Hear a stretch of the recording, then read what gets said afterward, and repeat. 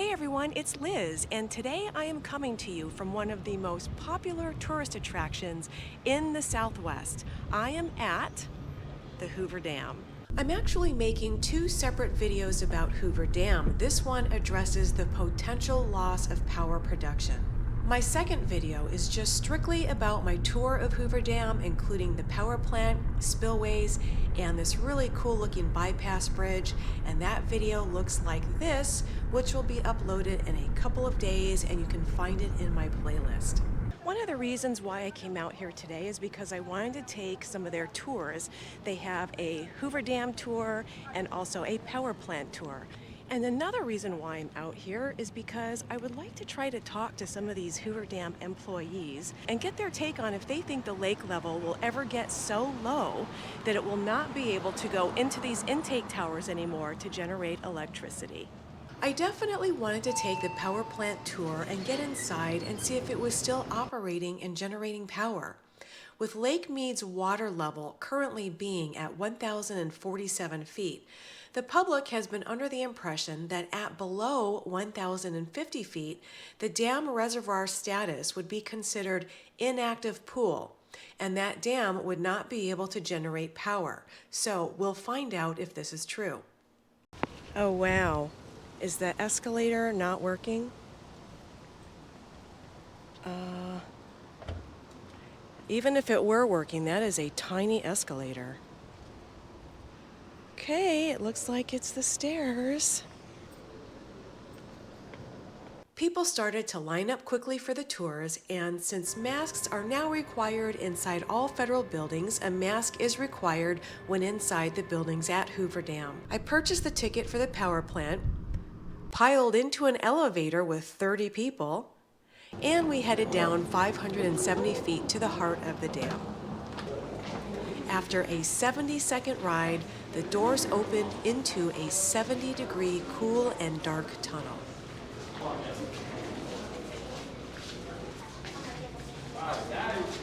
The first stop is inside one of the original diversion tunnels, where there are windows letting you view a pipe that is currently running water from the intake towers to the generators. If you listen closely, you can hear the hum of the water traveling through the pipe. Regarding the statement that the Hoover Dam is an inactive pool at 1,050 feet and can't generate power once it falls below this level, I found this updated statement online from June 24th, 2022. A public affairs officer for the Bureau of Reclamation stated the new threshold where the dam would no longer be able to produce power is at 950 feet. 895 feet is still dead pool, and that figure has not changed. Dead pool meaning there is not enough water to flow through the dam at all. There was also a presentation which I've shortened for time, but included the parts that were most interesting. And it took over 6.5 years to fill Lake Mead. Now next we have the intake towers, where you're walking on the dam today and you see the towers that have the blue clocks on them. Those are the intake towers, and this is how the water gets to the generators. So the water comes from Lake Mead, goes into the intake towers, 4 of them, 2 on the Nevada side and 2 on the Arizona side. Water goes into the intake tower into a 30-foot in diameter penstock pipe, like this big one that you can see out the window. Can you feel that vibration underneath your feet? Well, in that pipe, up to 96,000 gallons of water per second can be flowing. And that's enough water to fill an Olympic-sized swimming pool in 7 seconds. Now from this pipe, water goes into a smaller 13-foot in diameter penstock pipe into the generators. And these red dots represent the generators. The water spins the turbines, produces the electricity, then that water will resume its course downstream. See this picture, historical high. What you're seeing outside, historical low. Lack of snow melt from the Colorado Rockies, and we've been in an over 22-year drought, are 2 of the contributing factors to the low water levels. However, you feel that vibration underneath your feet? So for visual, the water is flowing in this direction, so it's done its job and it's making its way back out to the Colorado. The generators are on demand. So we are at a critical water level. However, we still have enough water to do what we need to do. Lack of snow melt, remember, and drought. But Hoover Dam is a mighty dam that can never stop. See, this water goes from here in California. Mexico has water rights. Our food, our produce, 60% of our winter vegetables and fruits grown with the water that passes through the mighty Hoover Dam. Now we're on our way up to the power plant to see those generators. You are going to see something that most guests never get to see. I did that for you. It's a present. You're going to see the inner workings of a generator. N3, N for Nevada generators, A for Arizona generators. The rotor is out. They're working on the rotor. See, the bodies of the generators, 70 to 80% original. The turbines throughout the years were cast iron. They're now upgraded to stainless steel. The generators on a 1 to 5 year maintenance schedule or as needed or a complete 20-year overhaul. That's what they're doing to N3. Now it's back in the elevator and up 32 feet.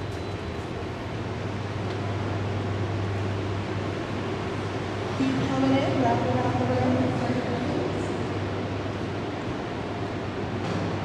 Keep coming in, wrapping around the rail in front of your hands. All right, so welcome to the Nevada side of the power plant. There are 17 generators here at the dam. There's 8 on the Nevada side. Remember, we're on the Nevada side, and there's 9 on the Arizona side. One generator can provide about 65,000 homes with power. Each generator has a light on the top. If the light is on, the generator is producing what is demanded.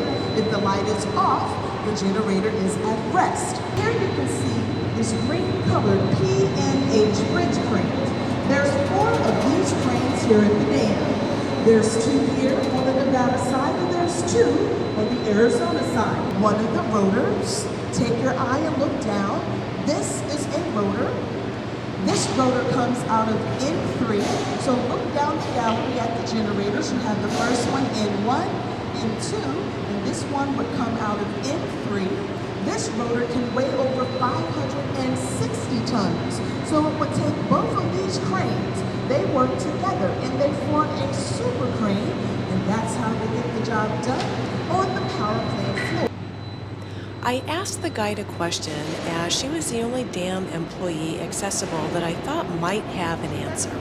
So my question is, if the lake levels ever get so low that it can't go in the intake valve anymore, what does that mean for all the power production?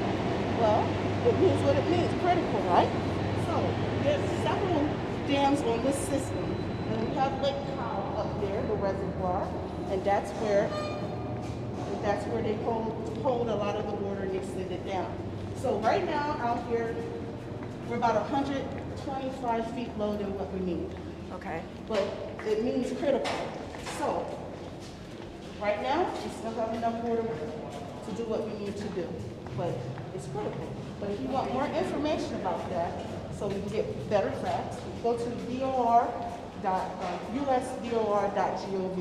and they break all that information down for you. Okay. But do you think it'll ever get to that point? I can't guess. It's a variable. Because in '83, we had 10 years of snow that created a flood, then we had drought. I feel, because I'm just a tour guide, not a scientist, that the Hoover Dam is a mighty dam that can never stop. That's my feelings, but that's not science. So, all right, guys. Before leaving Hoover Dam, I took my own dam tour, looked at the intake towers to see the water level, stood between 2 states at the same time, and bravely walked on the bypass bridge.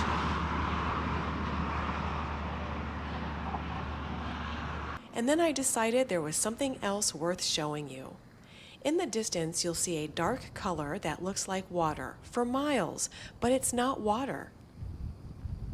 Now, for those of you who are unfamiliar with Highway 95 in Boulder City that heads south towards Arizona, you are probably unaware that there are thousands upon thousands of solar panels that are being put up all along this corridor.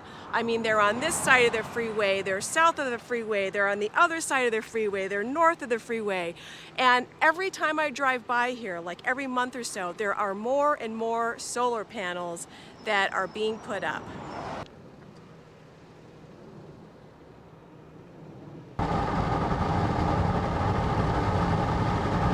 And now I am on the other side of the same freeway, and you can see that this one here is called the Townsite Solar Garden. So there are tons of these solar gardens that are just popping up all along this corridor. And it does make you wonder, what is all of this solar being produced for? Obviously, it's being produced to be sold, but to who? On my way home, I passed through Lake Mead and asked the National Park Ranger the same question I asked the tour guide, and she quickly handed me a business card and referred me to Public Affairs. So, am I surprised that I didn't get more than a carefully crafted response? Of course not. They seem pretty reserved in how they answered, but they probably get asked the same questions all the time and are told in advance what to tell the public. And thank you everyone for joining me. If you're new to my channel and you'd like to see more content, don't forget to hit the subscribe button and also comment, like, and share it with someone that you think might be interested in seeing the power plant tour. So once again, thank you for joining me, and I will see you again soon.